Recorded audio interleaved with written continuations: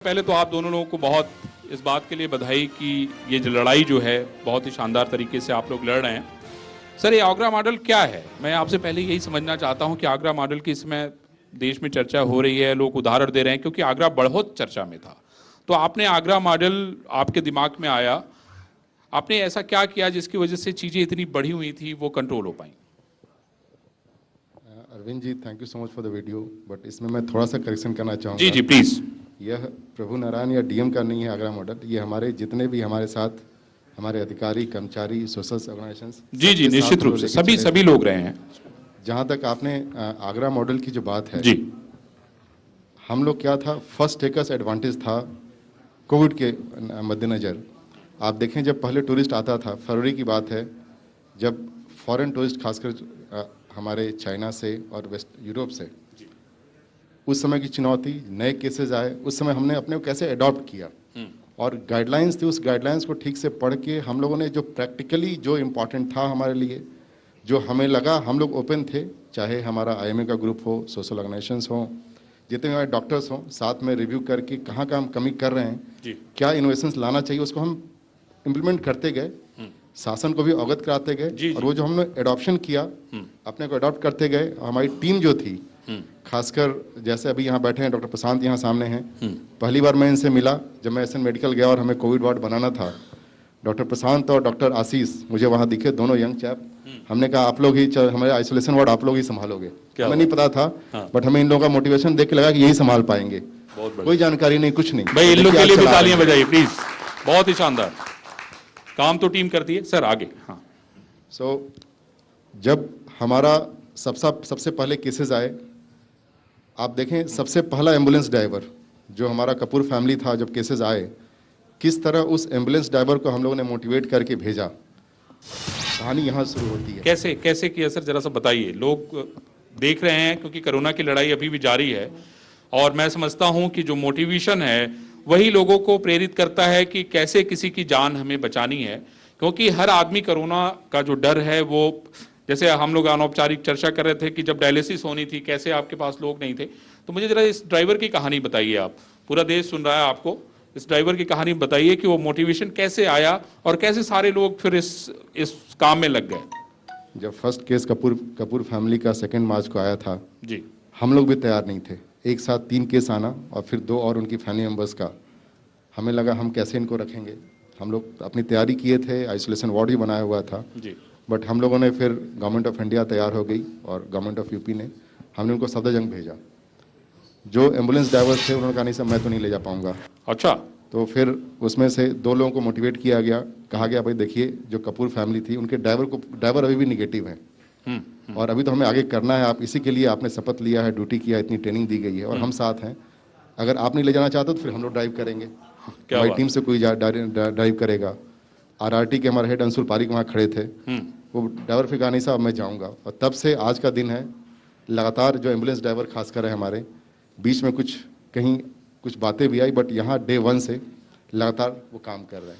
भाई, उन ड्राइवर्स के लिए भी तालियां बजनी चाहिए क्योंकि अगर वो लेके नहीं गए होते शायद तो रिजल्ट कुछ और होता। और मैं समझता हूं कि ऐसे मोटिवेशन की जरूरत है और वहां पे ये भी मोटिवेशन है कि आदमी खुद भी तैयार है कि अगर ये नहीं जाएंगे तो मैं खुद जाऊंगा। ये अपने आप में बहुत बड़ी चीज होती है। बबलू सर, मैं आपसे ये समझना चाहता हूं कि जो माइग्रेशन हो रहा था, जो लोग आ रहे थे आगरा, तो एक तो हाईवे एक्सप्रेसवे था, लोग पैदल चले आ रहे थे, बहुत सारे लोगों के पास खाना नहीं था, पानी नहीं था, लोगों के पैरों में जूते नहीं थे। उसके अलावा बाद में फिर पॉलिटिकल हैपनिंग भी हो गई। तो पहले तो मुझे ये बताइए कि कैसे बाहर से आने वाले लोगों को नियंत्रित करने का काम आपने किया? देखिए, जो इस पूरे पीरियड में जब माइग्रेंट्स का मूवमेंट शुरू हुआ जी, और आगरा चूँकि सेंट्रली लोकेटेड है, हाँ, दिल्ली की तरफ से आने की ट्रैफिक या फिर अगर हम कहें कि गुजरात, एमपी, बॉम्बे की तरफ से ट्रैफिक, राजस्थान की ट्रैफिक, ये सभी जब उत्तर प्रदेश या बिहार को जाते हैं तो वो हमको क्रॉस करते हैं। और इसलिए जो लोड था हमारे भरतपुर रोड पे, NH2 पे, यमुना एक्सप्रेसवे पे, ये बहुत ज़्यादा था और जो संख्या थी वो तकरीबन जो फुटफॉल था वहाँ पे, उसको हम लोग अपने इतने जो संसाधन है आगरा की, उससे हम लोग नहीं कर पा रहे थे। और उस समय डीएम साहब ने, हमने, और फिर यहाँ के मैं धन्यवाद करूँगा कि जो हमारे एनजीओज़ और समाज सेवी लोग हैं, उन लोगों ने इतनी मदद की कि जितने भी लोग क्रॉस किए हमने सबको कैंप्स लगाकर उनको खाना खिलवाया, पानी प्रोवाइड करवाया, और मेडिकल की टीम हमारी थी जो उनको एंट्री पॉइंट पे ही रोक के उनको एक बार देख लिया कि अगर चूँकि बहुत लंबे समय से आ रहे हैं, बच्चे आ रहे थे, छोटे बच्चे आ रहे थे, कुछ बुजुर्ग भी आ रहे थे, उन सभी लोगों को ट्रीट करते हुए जो भी साधन उपलब्ध हो पाए उनसे उनको भेजा गया। और ये मुझे कहने में मतलब थोड़ी सी खुशी की बात भी है हम सभी लोगों के लिए कि आगरा में जितने भी लोग, जिन लोगों ने भी क्रॉस किया, एक भी आदमी किसी भी तरह की परेशानी तो डिस्ट्रेस था, लेकिन किसी भी तरह का ऐसा नहीं हुआ कि जिसको हम लोगों ने नेग्लेक्ट किया हो। और हमारी सारी टीम, चाहे पुलिस मजिस्ट्रेट की हो और उससे ज़्यादा जो हमारे लोग हैं यहाँ के, उन लोगों ने खाना, पानी और इवन रिलीफ का भी काम किया था। और उसका वॉल्यूम इतना ज़्यादा था कि हमारे फोर्स को, स्पेशली पुलिस वाले को 24 घंटे उस समय ड्यूटी करनी पड़ी थी। और मैं समझता हूँ कि वो मोटिवेशन हम लोग थोड़े बहुत देर के लिए तो ला सकते हैं, बट ये मोटिवेशन मैं समझता हूँ कि हमारे लंबे समय के लिए बहुत पुलिस वालों के होता है। अंदर ही वो जज्बा आया। जब लोगों को परेशान देख रहे थे, हमारे सिपाही खड़े थे, तो उन्होंने 24-24 घंटे भी काम किए हैं, बिना सोए ड्यूटियां की हैं, लोगों को पास कराया है, मूव कराया है। गाड़ियां उस समय, बस हमारे पास उतनी उपलब्ध नहीं थी शुरुआत में, हमने अन्य साधनों का भी उपयोग किया था, बाद में ट्रेनें भी आई, लेकिन एक भी आदमी को हमने कोशिश की कि उसको जितना रिलीफ आगरा में हम दे सकें ताकि वो अपने घर पे पहुंच सके, क्योंकि ये ऐसा डिस्ट्रेस था कि पूरा देश झेल रहा था। और उसमें यहाँ के पुलिसकर्मियों ने, लोगों ने बहुत अच्छी मदद की, सहायता की।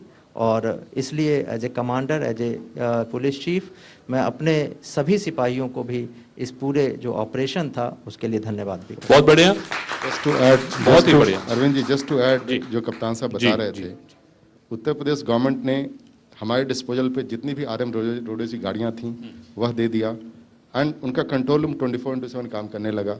नंबर 2, उत्तर प्रदेश सरकार ने रेलवेज के खाते में एडवांस 20 करोड़ रुपए दे दिए और हमें कहा कि आपको जहां ट्रेन भेजनी है आप ऑथराइज अपना डीआरएम से बात करिए और भेजिए। ये जो फैसिलिटी खासकर उत्तर प्रदेश गवर्नमेंट से तुरंत मिली हम लोगों को, उससे भी बहुत फायदा मिला कि हम लोग उनके गंतव्य स्थान पर उनको हम पहुंचा पाए।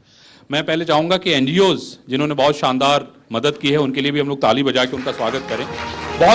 बहुत रेयर होता है ऐसा कि सारे के सारे लोग एक साथ निकल जाते हैं, आपके लिए खड़े रहते हैं, आपके लिए लड़ते हैं, आपके लिए जीते हैं, आपके लिए मरते हैं।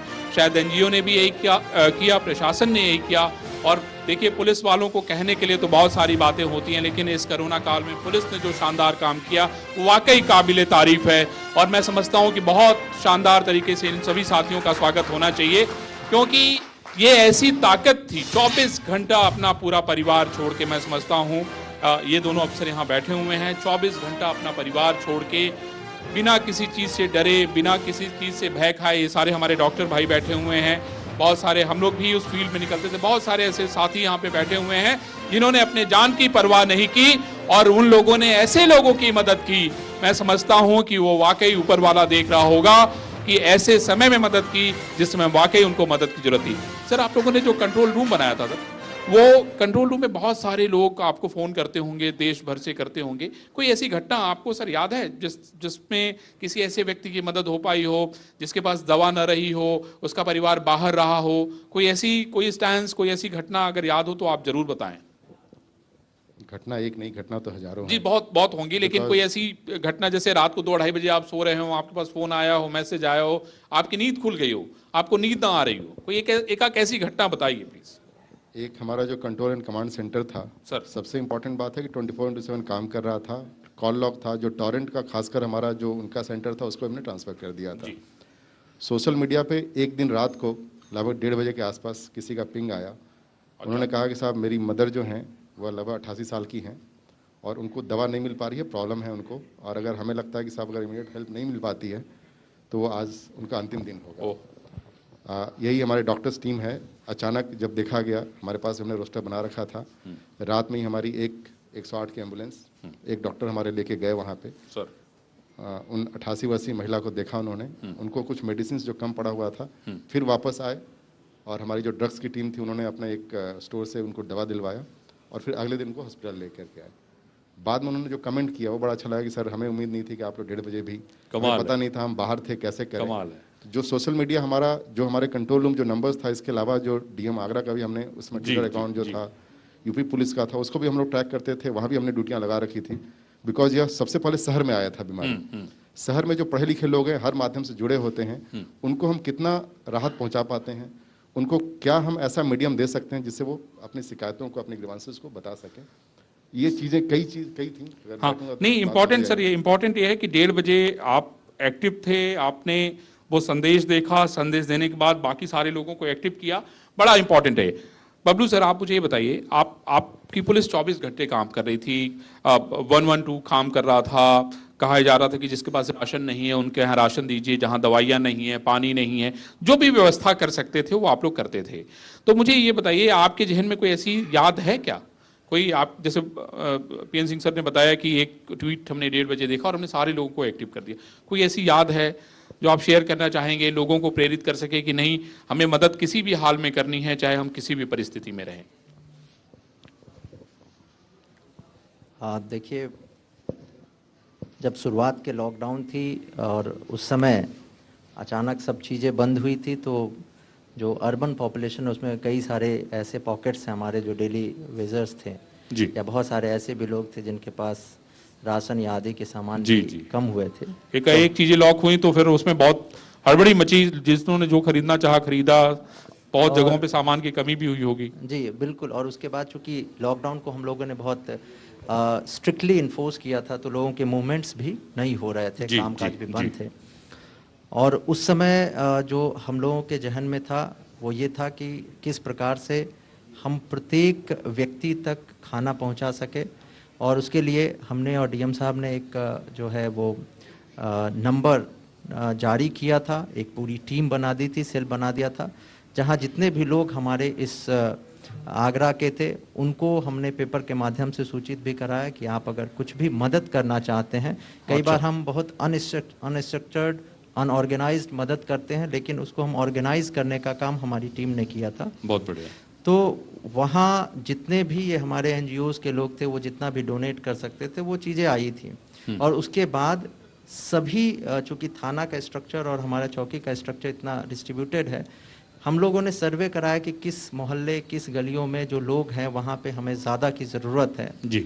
ये एक नॉर्मल हमारी प्रक्रिया चलती रही थी, जिसमें हम लोग हर मोहल्ले में जाकर चौकी, थाने, लोगों की मदद से, सिविल डिफेंस की मदद से हम लोगों ने खाने पैकेट्स बंटवाए थे। तकरीबन पर डे अगर मैं कहूँ तो करीब 50,000 से 60,000 फूड पैकेट्स हम लोग शहर में एडमिनिस्ट्रेशन की मदद से हम लोग बंटवाते थे। और यही इसका नतीजा था कि कहीं भी किसी प्रकार के ऐसे पैनिक कॉल्स नहीं आए। लेकिन जो हमारे नंबर्स जारी थे, चाहे वो 112 का हो, और वैसे भी जो हमारे थाने के नंबर्स थे वो भी हम लोगों ने जारी कर रखे थे, हमारे कंट्रोल रूम के नंबर्स थे। उस पे कई बार ऐसे पैनिक कॉल्स आए कि साहब हमारे पास खाना नहीं है, क्योंकि डिस्ट्रीब्यूशन में कई बार अगर हम 10 बजे देना चाहते हैं, 10 से 2 बजे तक का हमारा टाइम रहता था, तो कई बार 2 बजे ये फ़ोन आया कि साहब हम लोग के बच्चे हैं और भूखे हैं, नहीं उनको खाना मिल पाया है। और फिर हमारी टीम जो है उसमें एक्टिवेट होती थी और उनको घर तक पहुंचाना। एक बार एक फैमिली थी, शाहगंज की थी, जिनके यहाँ राशन नहीं था, वो लेना भी, खाना फूड पैकेट्स लेना नहीं चाहते थे, बट जब उन्हें लगा कि उन्हें राशन की ज़रूरत है तो उन्होंने यूपी 112 को कॉल किया। और फिर यूपी 112 में भी हमारे पास शासन की तरफ से फंड्स आए थे कि हम लोगों ने उसका पैकेट्स बनवाए हुए थे, जिसको कि हम लोगों ने वहाँ तक पहुँचवाया भी था। तो इस प्रकार के कई सारे इंसिडेंट्स स्पेशली सिटी एरिया में बहुत सारे आए, जहाँ यूपी 112 के लोग और थाने के लोग ने भी, और हमारे तहसील के जो हमारे लेखपाल हैं, जी जी, इन तीनों की जो टीम थी, जी, जी। उन लोगों ने अपने अपने स्तर पे, लेकिन कोऑर्डिनेटेड अप्रोच के साथ, ऐसा भी हम लोगों ने कोशिश किया कि कहीं ऐसा ना हो कि कोई एक आदमी मल्टीपल सोर्सेज से जो है इन चीजों को यूज कर रहा हो, ले रहा हो। हाँ। इतनी साइंटिफिक, ऐसी भी बहुत सारी तस्वीरें आई थी कि एक साथ खाना यहाँ बर्बाद हो रहा है, ये चीज, ऐसी भी तस्वीरें बहुत सारे अलग अलग जगहों से आई थी। जी। तो उसको भी ऑर्गेनाइज करने के लिए हमने सोशल सेक्टर से भी कई सारे लोगों को इन्वॉल्व किया, पुलिस की टीम थी, मजिस्ट्रेट की टीम थी, और सब लोगों ने मिलकर बहुत वेल प्लान्ड तरीके से एक एक घर तक खाना बनवाया था। उन सब की हम लोगों ने लिस्टिंग की। करीब 10 से 15 दिनों के बाद हमारे पास पूरी सूची थी कि कहाँ कहाँ खाना पहुँचना है, और उसके बाद वो सिस्टम बहुत ही स्ट्रीमलाइन हो गया ताकि किसी को भी किसी प्रकार की दिक्कत और पैनिक की दुर्व्यवस्था जो है वो नहीं हुई थी। और मैं I will be happy to share कि जो पूरे आगरा में कहीं भी किसी प्रकार का इस तरह का कोई इशू पूरे खाने को लॉकडाउन लेके के कोई अंदर इशू नहीं आया। नहीं जनरेट हुआ। चलिए, कम से कम ये तो बड़े बड़े सुकून की बात है।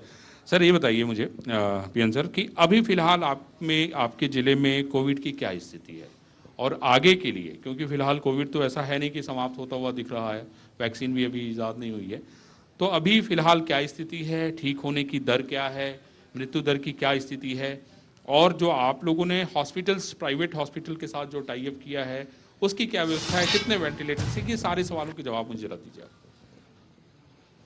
आपने आंकड़े की बात कही। जी। हमारी अभी तक आगरे की जो सैंपल पॉजिटिविटी होती है, सबसे इम्पोर्टेंट इंडिकेटर है, आज के डेट में यह 3% से कम है, जो कि एक हेल्दी नंबर आता जी है। जी, बहुत बहुत हेल्दी नंबर है इसके भाई। अलावा आपने मृत्यु दर की बात की, 2.07% है अभी। कभी यह हमारा लगभग 7% था, जी जी, अब यह आंकड़ा 2.07 आ गया है। और जिस तरह हम लोग अभी खासकर हमारा एसएन मेडिकल कॉलेज के अलावा जो हमारे 3 प्राइवेट हॉस्पिटल्स हैं जो हेल्थी कैटेगरी के पेशेंट्स को ले रहे हैं, और जिस तरह का केयर अब मिल रहा है वो बहुत ही काबिले तारीफ है। जो आगे की चुनौतियों और अभी क्या है, देखें नया वायरस है जी एक बार हम लोगों का जब एक छोटा सा फर्स्ट वेव जब आया, सिर्फ 3 दिन ऐसा है जब हमारे पास 50+ केस गया था, अप्रैल और मई की बात है। एक दिन 50, 58, उसके बाद फ्लैट हो गया, 14, 15, 20 केसेस रोज आने लगे। सडनली फिर 15 दिन के आसपास केस बढ़ता है और 100+ हमारा 15 दिन के आसपास केस रहता है, फिर वापस अभी 50 से 60 का एवरेज चल रहा है। लेकिन चिंता की बात है कि जो अभी यूरोपियन कंट्रीज में सडन स्पाइक वहाँ फिर आया है ठंडी में।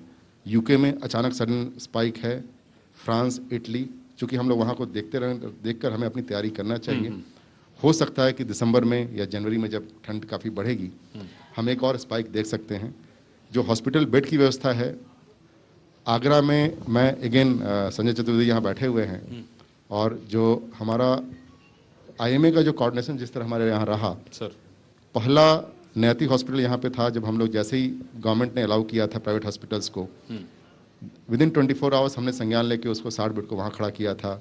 उसके बाद हमारा प्रभा हॉस्पिटल स्टार्ट हुआ, राम रघु स्टार्ट हुआ, और फिर उसके बाद और भी 3 हॉस्पिटल्स आ गए। बेड अभी हमारे पास जो इनकी कैपेसिटी है उसका 15 से 20% भी हम ऑपरेट नहीं कर पा रहे हैं। मतलब इतने खाली, सब सारे मतलब आपके यहाँ मरीज नहीं है, कहने का मतलब ये है। तो 20% से भी कम पे ऑपरेट कर रहे हैं हम लोग। बट हमें हमेशा ध्यान रखना है कि अगर ये केस अचानक आज जो 60 पर डे आ रहा है, अगर 200 भी पर डे आता है, 300 भी पर डे आता है, हम अपनी तैयारी कैसे रखेंगे उसको दिमाग में रख करके हम लोग काम कर रहे हैं। और सबसे जो इसमें चुनौती और जीत तभी है जब जिसको भी बेड चाहिए हम बेड दे पाएँ। उस मोटो को हम रख कर काम कर रहे हैं, और जैसे ही केसेस बढ़ेंगे हम लोगों ने अपनी तैयारी कर रखी, और बेड भी बढ़ाने की जरूरत हुई तो बढ़ा सकते हैं। मतलब प्रिकॉशन आपने सारे ले रखे हैं, सारे मेजर जो है आपके दिमाग में हैं। विदेश के देशों पे आपकी नज़र भी है कि किस तरीके से वहाँ पे चीज़ें चेंज हो रही हैं, क्योंकि ठंडक जैसे जैसे बढ़ रही है वहाँ की स्थितियाँ बढ़ रही हैं। तो आपको लगता है कि अब ये महीना जो है अक्टूबर का है, नवंबर दिसंबर में ऑब्वियसली ठंडक बढ़ जाएगी, तो आपको लगता है कि जो वहाँ के सिम्टम और जो ट्रेंड दिखा रहे हैं यहाँ पे भी इस तरह की चीज़ें कुछ हो सकती हैं? देखिए मैं एक्सपर्ट नहीं हूँ, जी, exactly, डॉक्टर बताएंगे, बट एज प्रशासनिक अनुभव जो हमने देखा था जी, और जो फर्स्ट सर्ज आया अचानक, जब हमारा पॉजिटिविटी लेस देन 1% हो गया था, सडनली फिर ये 5% के आसपास बढ़ा, और फिर अब आकर के 2% के आसपास स्टैटिक कर रहा है। चूंकि हमें आसपास के ट्रेंड को देख रहना होगा, नया वायरस है, जब तक इसका कोई वैक्सीन नहीं आता है, नंबर्स के लिए हमें तैयार रखना पड़ेगा। और सबसे जो अभी बेस्ट मेडिसिन है, दूरी का ख्याल रखना, मास्क हर समय लगा के रखना। तो अगर हम लोग अगर इसको फॉलो करते रहें स्ट्रिक्टली, देयर आर केसेस जहां मैं अपने साथ, मेरे गाड़ी में बैठे हुए मेरे पीएस वो पॉजिटिव हो गए, बट मेरा ड्राइवर भी पॉजिटिव नहीं हुआ, मैं भी नहीं हुआ। क्यों? बिकॉज ये प्रोटोकॉल हम लोग बहुत स्ट्रिक्टली फॉलो करते हैं। आसपास आपके माध्यम से भी मुझे अपील करता हूँ, बिकॉज अभी भी काफ़ी लोग ऐसे हैं जो काफ़ी मास्क नहीं यूज़ करते हैं, उनको लगता है हमें क्या होगा। उनके घर में जाके देखिए जहाँ कोई ये केस पॉजिटिव आया है, कैसे उस घर की मूवमेंट रिस्ट्रिक्ट हो जाते हैं। आजकल तो बैरिकेडिंग नहीं होती है, अब चूंकि हम लोग माइक्रो कंटेनमेंट प्लान में आ गए हैं। पहले बैरिकेडिंग कर देते थे, लगता था साहब बगल के घर में क्या हो रहा है। लोग मिलना नहीं चाहते थे, घर वाले भी नहीं मिलना चाहते थे, तो मैं समझता हूं कि डीएम साहब और कप्तान साहब दोनों लोग बधाई के पात्र हैं, क्योंकि उन्होंने पूरे कोरोना काल में अपना चेहरा किसी को दिखाया नहीं। बबलू सर, मैं आपसे ये पूछना चाह रहा हूँ, इसी बीच में राजनीति भी हो गई, बसों की राजनीति हो गई, कैसे छात्र जाएंगे वहाँ, पूरी शुरुआत यहीं आगरा में हो गई, सारे अफसर यहीं आ गए, हम लोग वहाँ परेशान, आप यहाँ परेशान, कैसे हैंडल हुआ वो सारा धरना, सारा प्रदर्शन है इसी रोड पे चल रहा था, और उसी में कोविड भी था। बिल्कुल, कोविड के समय कई सारे चैलेंजेस जो मूवमेंट से रिलेटेड आए थे। पहला जिस पे हम लोगों ने डिस्कस किया था जी। कि जो माइग्रेंट्स लोगों का मूवमेंट था। दूसरा एक चैलेंज हुआ कि जो कोटा में हमारे उत्तर प्रदेश और बिहार के बच्चे थे उनको वापस लाने का था, और उसमें भी शासन ने तकरीबन 300 बसेज यहाँ और करीब 150 बसेज झांसी के माध्यम से निकाला था। वो मूवमेंट भी एक चूँकि चेंजिंग पॉइंट जो है वो आगरा थी, और इसलिए हम लोगों के लिए बहुत ही चैलेंजिंग था। तकरीबन 48 घंटों तक हमारे ऑफिसर्स, पुलिस के, मजिस्ट्रेट के, डॉक्टर्स की टीम, सभी लोगों ने फतेहपुर सीकरी जो हमारा चेंजिंग स्थल हम लोगों ने चूज़ किया था, वहाँ पे गाड़ियों को चेंज कराना, जो बच्चे आ रहे थे उनको गंतव्य स्थान की बसों में बैठाना, उनको टेस्ट करना और फिर उसको भेजना, एक बहुत ही चैलेंजिंग काम था जो लगातार 48 घंटे तक टीमों ने किया। लेकिन सबसे ज़्यादा सेटिस्फाइंग ये था कि वो बच्चे जो अचानक लॉकडाउन के कारण अपने घर से दूर, तकरीबन 17-18 साल के बच्चे हैं, सब 10th 11th 12th के बच्चे, और वहाँ परिवार से दूर हैं, परिवार में टेंशन है, खुद भी परेशान हैं, उनको उसके घर तक पहुँचाया गया। ये पूरा काम भले 48 घंटे से ज़्यादा हम लोग परेशान भी रहे, बट वो बहुत ही ज़्यादा सेटिस्फाइंग था। उसी बीच बसों का एक पॉलिटिक्स भी हुई, लेकिन चूँकि लॉकडाउन थी और लोगों से बातचीत की गई, मैं समझता हूँ कि किसी भी चीज़ के लिए सबसे ज़्यादा इम्पोर्टेंट है डायलॉग। बातचीत की गई और लॉकडाउन में हम कैसे एक दूसरे को फैसिलिटेट करें, प्रोसेस को कैसे फैसिलिटेट करें, इस पे ध्यान दिया गया और उस इशू को भी जो है हम लोगों ने रिजॉल्व कराया। लेकिन एट द एंड जो बच्चों का जो हम लोगों ने मूवमेंट कोटा से घर घर तक कराया यूपी के समस्त जिलों में, मैं समझता हूं कि वो भी वन ऑफ द मोस्ट बहुत ही बड़ा काम था। मैं समझता हूं बहुत बड़ा काम था, और इसको पर्सनली शासन के स्तर पे मॉनिटर किया गया। जी एकदम मॉनिटर किया जा रहा था। जी। और मुझे अच्छी तरह से याद है, हम लोग तो उसके गवाह हैं। आप लोगों में से कोई सवाल लेना चाहेगा सर से तो सवाल ले। हाँ धर्मेंद्र सर, मैं आपसे एक सवाल पूछना चाहूँगा कि देखिए, अक्सर अखबारों में, टीवी चैनल्स पे आपने देखा होगा कि पुलिस ऐसा कर लेती तो ऐसा हो जाता, पुलिस की नाकामी की वजह से ऐसा हुआ, इस तरह की बातें हमेशा चलती थी। लेकिन इस कोरोना पीरियड में पुलिस और पब्लिक के बीच जो दरार थी वो खत्म हो गई। कहीं चौराहे पे पुलिस वाले नजर आते थे तो इंसान कोई परेशान था, उसको एक चीज़ नजर आती थी कि ये पुलिस काम करेगी और कोई नहीं करेगा। कहीं किसी को हॉस्पिटल जाना, पुलिस काम करेगी, किसी को कोई दिक्कत है, पुलिस काम करेगी। तो पुलिस और पब्लिक के बीच जो दीवार थी वो खत्म हुई। और अब आपको नहीं लगता कि जिम्मेदारियां ज्यादा बढ़ गई है, क्योंकि पब्लिक को अब लगता है कि हाँ, पुलिस ने बुरे वक्त में साथ दिया, तो ये जो भरोसा है, भरोसा बड़ी मुश्किल से किसी का जीता जाता है, तो आपको लगता है कि इस भरोसे वाकई भाई आप लोगों के लिए बड़ा चैलेंज है ये कि ये भरोसा लगातार जो है बना रहे। अभी बीच में बस लेके सब भाग गए थे, कितनी बड़ी चुनौती आ गई थी। बिल्कुल आपने सही कहा। इस पूरे लॉकडाउन में जो चैलेंज था, क्योंकि लॉकडाउन में सभी लोगों को घर के अंदर रहना है और उसको इन्फोर्स पुलिस ऑफिसर्स को करना है। पुलिस के लिए अवेयरनेस फैलाना इस पूरे प्रोसेस में, रेगुलेट करना और अंत में इन्फोर्स भी करना, क्योंकि ये कोई क्राइसिस का समय नहीं था। क्राइसिस इन द सेंस कि लॉ एंड ऑर्डर का समय नहीं था जहां हमें फोर्सफुल होना है, बेसिकली हमें रेगुलेट करना है। और उस चीज़ को पुलिस फोर्स ने, हमारे सभी थाना प्रभारी और जो नीचे के कांस्टेबल्स उन्होंने बखूबी इस काम को किया भी। जब उन लोगों ने देखा कि किस तरह की से लोग परेशान हैं, टेंशन में हैं, क्राइसिस में हैं, और वही एक व्यक्ति है जो रोड पे दिख रहा है और वो किसी की मदद कर सकता है, मैं समझता हूँ कि लोगों के जो हमारे पुलिसकर्मी हैं उनको मोटिवेट तो हमारे अधिकारियों ने किया, लेकिन उससे ज़्यादा उनकी जो सेल्फ कॉन्शियस है वो भी जागृत हुई। और उन्होंने अपने अपने लेवल पे, अगर हम फोर्सफुली एज ए हायरार्की अगर किसी को मोटिवेट करें या ड्यूटी में लगाएं, उसका आउटपुट अलग होता है। और अगर हमारा कर्मचारी स्वयं मोटिवेटेड हो जाए, सेल्फ मोटिवेटेड हो जाए, जो सिचुएशन को देखकर अपने आप काम करने को प्रेरित हो जाए, वो चीज, वो ट्रांसफॉर्मेशन मैंने आगरा पुलिस में, हम अपने सभी लोगों में हमने देखा।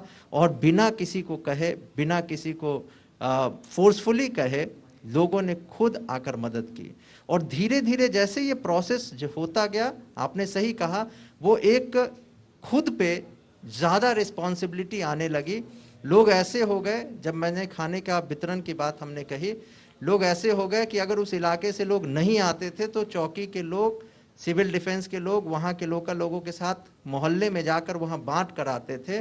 कम पड़ता था तो वो याद दिलाते थे कि साहब उस इलाके के लोग अभी नहीं आए हैं, वहाँ हमें जाकर देना है। तो ये जो सेल्फ मोटिवेशन कॉन्शियसनेस आया था, मैं समझता हूँ वो एक ज़्यादा जिम्मेदारी पैदा की है और अच्छी चीज़ है। जो पुलिसकर्मी है शायद एक मोर सेंसिटिव हुए और शायद आगे जो उनके ऊपर और जिम्मेदारी होगी, बेहतर काम करने का प्रयास करेंगे, लोगों की मदद करने का प्रयास करेंगे, पीड़ितों की मदद करने का प्रयास करेंगे। ये बहुत ज़्यादा हमारे लिए, पुलिस फोर्स के लिए अच्छा और मोटिवेशनल है। पीएन सर, इधर कोरोना काल में डेवलपमेंट को लेके भी लगातार आपके ऊपर प्रेशर था। आगरा चूँकि ऐसा शहर है, चाहे स्मार्ट सिटी की हम बात करें, चाहे हम मेट्रो की बात करें, चाहे हम किसानों की बहुत सारी योजनाओं की बात करें, उसको भी आपको कोऑर्डिनेट करना पड़ता है लगातार, क्योंकि लगातार वीसी होती रहती थी और वीसी में हर चीज़ की रिपोर्ट कार्ड आपको देनी पड़ती। तो इसमें क्या क्या, कौन कौन सी चीज़ें आगे बढ़ रही हैं और उसमें पाइपलाइन में है और कैसे कैसे प्रगति हो रही है, जरा उसके बारे में विस्तार से बताएं आप प्लीज़। जिस प्रकार नॉर्मल डेज में हमारे काम चलते हैं, कमावेश हमारा काम वैसा ही अब चल रहा है। सिर्फ डिफरेंस ये है कि थोड़ा सा, जो मीटिंग में पहले 10 लोग आते थे, अब 5 लोग आते हैं। हम लोग कुछ मीटिंग काम की ऑनलाइन कर लेते हैं, बट रिव्यू उसी गति से चल रहा है। इनफैक्ट जो बैकलॉग हो गया है हमारा इस लॉकडाउन में और कोविड के चलते, उस बैकलॉग को भी हमें ओवरकम करने के लिए क्या प्रयास कर सके हम लोग, उस पर भी काम कर रहे हैं। जहाँ तक गवर्नमेंट स्कीम्स की बात है, स्कीम्स एक नया जो हमारा आगरा मेट्रो का काम है वह बहुत जल्दी स्टार्ट होने वाला है। उनकी टेंडर बस फाइनल होने वाले हैं। जितने इश्यूज़ हैं उनके सारे रिजॉल्व हो गए हैं। इसके अलावा कुछ हमारे इंडस्ट्रीज़ के जो लोग हैं, जो हमारा एक ज़मीन है जहां पहले हम लोग को आगरा डेवलपमेंट अथॉरिटी ने हमसे लिया था थीम पार्क के लिए, उसका भी हम लोग का 27 हेक्टेयर का पैच बचा हुआ, उस पर हम लोग काम कर रहे हैं। बैंक उस ज़मीन को क्या देना है। इसके अलावा जो हमारा स्मार्ट सिटी काम है, एडवांस स्टेज है, चूँकि एक नाली बनने का काम होता है जिसमें टाइम लगता है। उसमें वंस वो जो नाली काम बन जाएगा उसके बाद सडनली फेस लिफ्ट होने लगेगा। अभी अगर कोई जाए और सर्किट हाउस के आसपास का जगह देखेगा तो काफ़ी अच्छा चेंज हुआ है। उसी तरह का आगे पूरा फतेहाबाद रोड और जो ताजमहल के आसपास के एरिया है वैसा होके आएगा।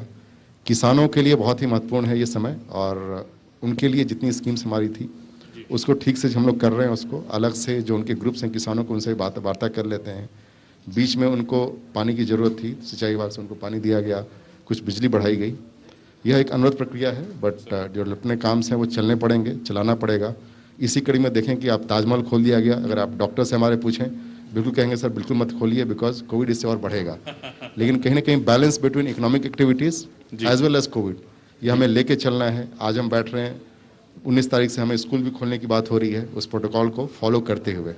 अतः अब हमें जीना सीखना है कोविड के साथ, पटरी पे लौटना है, पटरी पे लौटना है।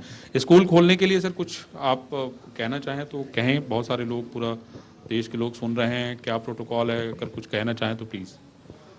उत्तर प्रदेश सरकार ने एक इनिशिएटिव लिया है कि जैसा हम कह रहे हैं कि हमें कोविड के साथ जीना सीखना होगा।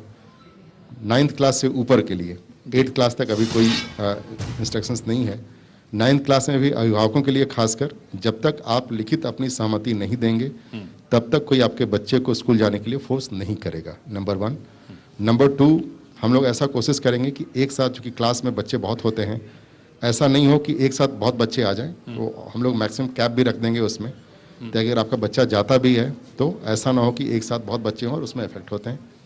जो social distancing as well as sanitization का काम है उसको हम लोग प्रॉपरली इंश्योर कराएंगे। जो आपके बसेज हैं उस बसेस के ड्राइवर्स को और बस को खासकर सैनिटाइजेशन खूब किया जाएगा, ताकि हम लोग ऐसा ना हो कि इस कारण किसी बच्चे को कोविड हो जाए सर। और खासकर जो 10th और 12th के बच्चे हैं सर, जहाँ ज़्यादा बच्चे हैं, मतलब वो कैसे, मतलब पालियों में पढ़ेंगे, उनका शिफ्ट बना देंगे, क्योंकि ये तो बड़ी चुनौती होगी ना सर कि मतलब जैसे 100 बच्चे हैं और एक क्लास में बैठने की जगह है तो कैसे हो, तो शिफ्टों में ही पढ़ पाएंगे, एक साथ तो पढ़ नहीं पाएंगे वो। ऑनलाइन और ऑफलाइन दोनों मोड चालू रहेगा। जैसे बच्चे अभी पढ़ रहे हैं वह ऑनलाइन सिस्टम चालू रहेगा, बट जहाँ कंपल्सरी कुछ बच्चों को लाना है, खासकर जैसे प्रैक्टिकल्स होते हैं, जी। आपके साइंस के कुछ क्लासेस होते हैं जहाँ बच्चों को आना होता है, वहाँ हम कर सकते हैं कि 20% जो बच्चे हैं वो आएंगे एक साथ, उनको क्लास करा लिया, फिर बाकी बच्चों को क्लास करा लिया। जो खासकर आर्ट्स का एग्जाम है, अभी ये आर्ट्स की पढ़ाइयाँ हैं, अभी हम लोग भी पढ़े हुए हैं, इसको ऑनलाइन माध्यम से भी कंटिन्यू कर सकते हैं। इस चेक एंड बैलेंस के साथ जो गाइडलाइंस हमें 19 को स्टार्ट करना है, कल हम लोगों ने डिस्कशन यहाँ रखा है, तो फुल डिटेल जैसे उनसे स्टेक होल्डर से डिस्कस करके एक पूरे कोविड टाइम्स में भी हम लोगों ने एक विशेष रूप से आगरा में जितने भी स्टेक होल्डर्स हैं उनसे बात करके हम उनसे ही मनवाते हैं। चाहे रिलीजियस प्लेसेस की बात हो, हम बात करते हैं क्या करना चाहिए। अभी तक हमारे यहाँ के जितने हैं लोग कहते हैं साहब अभी कोई जरूरत नहीं है, हमें खोलने की जरूरत नहीं है। ठीक है साहब, आप कह रहे हैं तो बिल्कुल नहीं खोलेंगे, अच्छी बात है। सही बात है। डॉक्टर साहब भी लोग इसको हम बैठे हुए हैं यहाँ पे। डॉक्टर साहब अभी क्या आप लोग की क्या सलाह है, स्कूल कब खोले जाएं भाई? कहा कोरोना के साथ जो है अब तो जीना है, लेकिन जिंदगी को भी पटरी पे लाना है, तो पटरी पे लाने के लिए कुछ इनिशिएटिव तो लेने ही पड़ेंगे। तो क्या आप स्कूल खोलने के सारे मसले लोग में बैठे हुए हैं, बहुत अच्छी बात हो जाएगी। स्कूल खोलने का जो मसला है उसमें एक चीज तो ये क्लियर है कि स्कूल में अटेंडेंस उतनी नहीं होगी जितने की नॉर्मल डेज में होती है। जी। कुछ बच्चे और पेरेंट्स ये चाहेंगे कि उनका बच्चा घर पर ही रहे और बच्चा भी चाहेगा। सोशल डिस्टेंसिंग एक बहुत बड़ा एस्पेक्ट है। बच्चों को मास्क के बारे में कह पाना, क्योंकि बच्चे स्कूल खुलेंगे 8वीं से ऊपर के, उनको कह पाना थोड़ा मुश्किल होगा, बस सोशल डिस्टेंसिंग जो कि निकल करके आ रहा है, 6 फीट से दूरी की व्यवस्था थोड़ा मुश्किल होगी, लेकिन किसी तरह से स्कूल में ये व्यवस्थाएं अगर बना दी जाए, उस पर स्ट्रिक्टली फॉलो किया जाए, मैं समझता हूँ जिंदगी थोड़ा थोड़ा पटरी पर लाने की व्यवस्था शुरू करनी पड़ेगी। एक एक्सपेरिमेंट होगा, हो सकता है कुछ फॉलो आउट हो, we will retreat ourself back, और अगर लगेगा कि सब ठीक जा रहा है तो हम आगे बढ़ सकेंगे। बहुत बढ़िया सर। टूरिज्म आगरा के लिए बहुत ही महत्वपूर्ण है। टूरिज्म को लेके कोई रोड मैप आप लोगों ने इस कोरोना काल में, क्योंकि आपने कहा कि भाई कोरोना के साथ जीना है, तो टूरिज्म को भी वापस ला, क्योंकि रेवेन्यू का बहुत बड़ा माध्यम है। मैं समझता हूँ पूरे दुनिया भर से आगरा लोग आते हैं, कहीं अगर भारत आए तो आगरा आना उनका निश्चित रहता है। तो कोई रोड मैप सरकार के लीडरशिप में, आपकी लीडरशिप में कुछ बनाया गया है, कुछ सोचा है आपने? जो हमारे टूरिस्ट आ रहे हैं, रोड मैप है कि उनको भरोसा दिलाना कि हमारा ताजमहल, जो हमारे होटल्स हैं और जो भी टूरिज्म इंडस्ट्री से लोग हैं जुड़े हुए, यह जो हमारे कोविड के प्रोटोकॉल्स हैं उसको फॉलो कर रहे हैं, यह हम लोगों ने विश्वास दिलाने का काम किया है।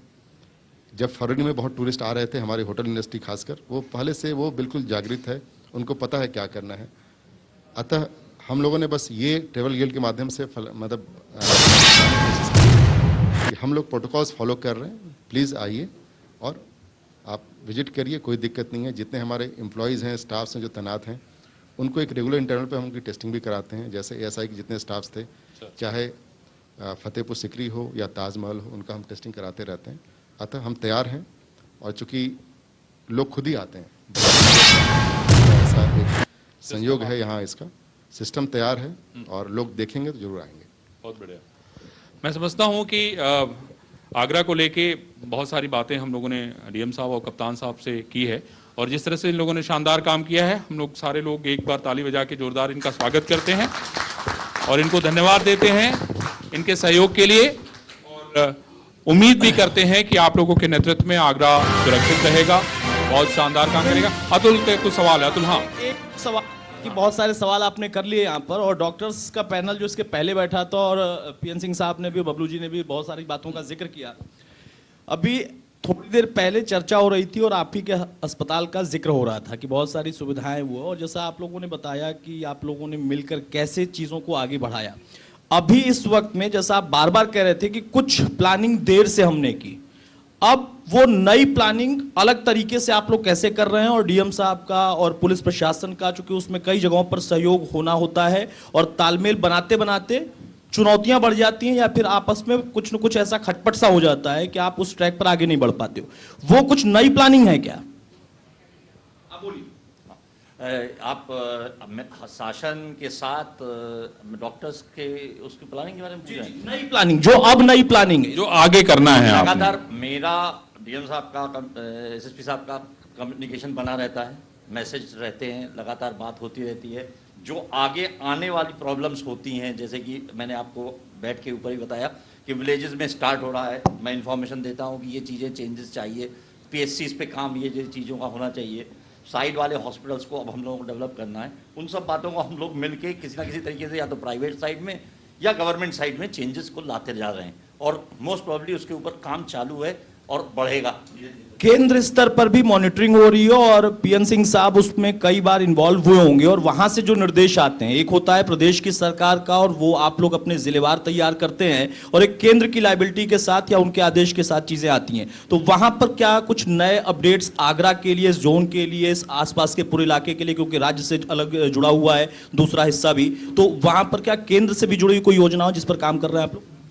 मतलब केंद्र की जो नॉर्मली इसमें कोरोना काल में ये बिल्कुल डिसाइडेड है कि केंद्र जो योजनाएं बनाता है उसको स्टेट को एक्सेप्ट करना होता है, उसके बाद डिस्ट्रिक्ट उसको एक्सेप्ट करता है या रिजेक्ट करता है। सिंह साहब, ये सवाल मेरा आपसे इसलिए है कि एक तरफ शुरुआती दौर से तो केंद्र ने मॉनिटर किया और उन्हीं के निर्देश पर जो भी निर्देश आए उसको आप लोग फॉलो कराते चले गए और चुनौतियां आई, लेकिन अब क्या वहां से राज्य और दोनों को मिलाकर कुछ ऐसी चीजें हैं जिसमें आप लोग को व्यवहारिक तौर पर दिक्कत आ रही है, और फिर वहां पर सरकार और सरकार के साथ प्राइवेट संस्थान उनमें कैसे एड ऑन कर रहे हैं? और एक चीज और इसमें ऐड कर लेता हूं अतुल सर, रूरल एरिया में जो कहा जा रहा है कि रूरल एरिया में भी बहुत सारे लोग अब तो अपने घरों को पहुंच गए हैं, वहां उसकी मॉनिटरिंग कैसे की जा रही है, उसके बारे में भी जरा कुछ बताइए। देखिए, जहाँ तक आपने मॉनिटरिंग की बात की, हमारी तीन RRT अलग से है। जो रूरल RRT है, हमारे 15 PSCs हैं, उस पे अलग से 15 टीमें हैं। अच्छी बात है, कल हमारे पास जो 15 परमानेंट बूथ हैं उसके बाद वो कॉन्टैक्ट ट्रेसिंग करते हैं। कल हमारे पास जो 1276 सैंपल लिए गए थे रूरल एरियाज में, कल सिर्फ एक पॉजिटिव केस आया था काफी दिन बाद। 1276 में जी, बहुत नंबर 1। नंबर 2, जो आपने केंद्र, राज्य और स्टेट की और जिले की बात कोऑर्डिनेशन की, की, हाँ, मुझे लगता है कि इस समय जो कोऑर्डिनेशन था, इट वाज, मतलब हम इससे ज़्यादा एक्सपेक्ट नहीं कर सकते हैं। हमने जो चीज़ केंद्र से मांगी, बिकॉज वहाँ से जब हमारा पहला केस आया था, NCDC के डायरेक्टर खुद यहाँ पहुँच के आ गए थे। अभी भी नंबर है उनका, कुछ पूछना होता है डायरेक्टली उनको फ़ोन करता हूँ, फ़ोन उठाते हैं, हमें गाइड करते हैं। अलग से वहाँ से 2 मॉनिटर आए थे देखने के लिए। हम लोगों ने जो अपना एक्सपीरियंस था शेयर किया, उस समय हमारा जो बफर जोन बनता था काफ़ी लंबा, काफ़ी 1 किलोमीटर का बना करता था, उसको हमने 400 मीटर कम कराया, फिर 100 मीटर कम हुआ। तो जो हमें उन पॉलिसीज़ थी उनको देखते हैं। स्टेट गवर्नमेंट से तो आज के डेट में सबसे अच्छी बात है कि अगर मुझे कोई ज़रूरत है, टॉप बॉस से लेकर के जिसको भी फ़ोन करना, हम फ़ोन से रिंग कर सकते हैं और जो हम मांगते हैं मिलता है। ये एक अच्छी प्रियन चीज़ सिंह यूपी साहब, गवर्नमेंट एक के साथ सवाल, इस पूरे दौर में मीडिया वाले जो थे वो भी आप लोगों से लगातार सवाल पूछते रहे। वो चुनौती कितनी ज्यादा आप लोगों के लिए थी कि कैसे उसमें अपना काम भी करें, और उसमें गोपनीयता भी रखनी थी। गोपनीयता बहुत कम रखनी थी, लेकिन सबसे ज्यादा ये रखना था कि आपको उन चीजों को बहुत जल्दी बहुत दूर तक पहुंचाना था। ग्रामीण बेल्ट बहुत बड़ा है यहाँ पर, तो वहां पर क्या मीडिया के सवालों से कोई दिक्कत कभी आई? बड़ी और मॉनिटरिंग बबलू जी की- यहाँ पर बैठे हैं। बबलू जी चूंकि वो पुलिस महकमा देखते हैं, आप जिले को देखते हैं। कई बार ऐसा होता है कि जब आप एक फैसला लेते हैं तो वो जिले के हिसाब से लेते हैं, और वो एक पर्टिकुलर स्थान पर पुलिस महकमे के हिसाब से लेते हैं। वो तालमेल कैसे बैठता था, या उसमें कभी दिक्कत आती थी? उसको लेकर आप लोग आपस में बात करते थे कि हाँ भाई ऐसे करना है ताकि स्थिति भी बनी रहे, आपका भी काम हमारा काम दोनों का साझा काम रहे? देखिए, एक तो आगरा के लिए एज डिस्ट्रिक्ट मजिस्ट्रेट मेरा सौभाग्य है कि बबलू यहाँ कप्तान है और हमारी टीम 1-1-11 होकर काम करती है। जी, कभी ऐसा कोई पॉइंट नहीं आया कि हमें कोई डिफरेंस ऑफ किसी एक वर्ड का भी नहीं रहा। हम लोग एक प्लेटफॉर्म पे काम करते रहे। जहाँ तक आपने मीडिया की बात की, थ्रू आउट कैरियर और खासकर इस पीरियड में भी हर जगह 1-2 खट्टे अनुभव होते हैं, but otherwise it has been such a wonderful journey. आपके लोग यहाँ पे नाम लेना ठीक नहीं होगा। नहीं, मैं नाम की अदरवाइज बात नहीं। अदरवाइज ये एक सवाल कोट मैंने इसलिए किया था, एक कोट प्रिंस मैं साहब। बताना चाहूंगा हाँ, प्लीज। ये मैं सवाल आपको मैंने सर इसलिए किया था कि उस स्टूडियो में होता था तो वहां पर ये आता था कि बहुत अच्छा मॉडल था आगरा का, और अचानक से वो एकदम से डिसबैलेंस हो गया। फिर जमात की एंट्री हो गई, फिर कई तरह की बातें हो गई, और मैंने ये रिजिडली देखा कि आप लोग वो सारी बातें सुनते हुए अपने काम पर लगे रहे। मैं इसलिए पूछ रहा था आपसे कि वो सब कुछ चल रहा था, सकारात्मक नकारात्मक तमाम बातें। अतुल का सवाल ये है सर कि ये स्टूडियो में थे लेकिन आपके दर्द को रोज देखते थे, तो वो दर्द आपसे सुनना चाहते हैं। देखिए, हमें पता था कि आपका काम है क्वेश्चन पूछना, आपका काम है जितने फैक्ट है उस पर क्वेश्चन रेज करना, हमारा काम है काम करते रहना। और मुझे पता था कि जब रिजल्ट आएगा तो आप खुद देखेंगे, कहेंगे हाँ साहब ठीक चल रहा है। बहुत बढ़िया। जहां तक आपने कहा, फिर भी कहना चाहूंगा, एक बड़ा कोट है और आपके मित्र यहीं बैठे हुए हैं, और हमने पहली बार सीखा जो कहा जाता है कि साहब इस युग में no news is a good news. एक अच्छा ऐसा कोट आया, और हम लोग कोई सर, ऐसा लेकिन- एक्सपीरियंस नहीं रहा। नहीं, लेकिन ये तो बहुत ही अच्छा एक्सपीरियंस obviously, रहा। आप सबका इतना अच्छा सपोर्ट रहा, आप लोगों ने बताया, प्रमोट किया, लोगों को जानकारियां दी, आपके माध्यम से गया। सो जैसे मैंने कहा, एक दो इंसिडेंट होते रहते हैं, अदरवाइज बहुत ही अच्छा अभी तक रहा है। बबलू जी से एक सवाल लूं, उसके पहले एक सवाल और। आपने कहा कि सौभाग्य था कि आप आगरा में हैं, इस पद पर हैं। जिस दिन ये जिक्र हुआ, हालांकि पॉलिटिकल है थोड़ा सा सवाल, आप उसका हिस्सा नहीं है, लेकिन आप लोगों की जिम्मेदारी बन जाती थी। जिस दिन ये जिक्र हुआ कि ये वुहान बन गया, तब कैसा लगा कि ये कहां आ गया? ऐसा लगा कुछ? जैसा मैंने कहा कि हम लोग ठीक ट्रैक पे थे।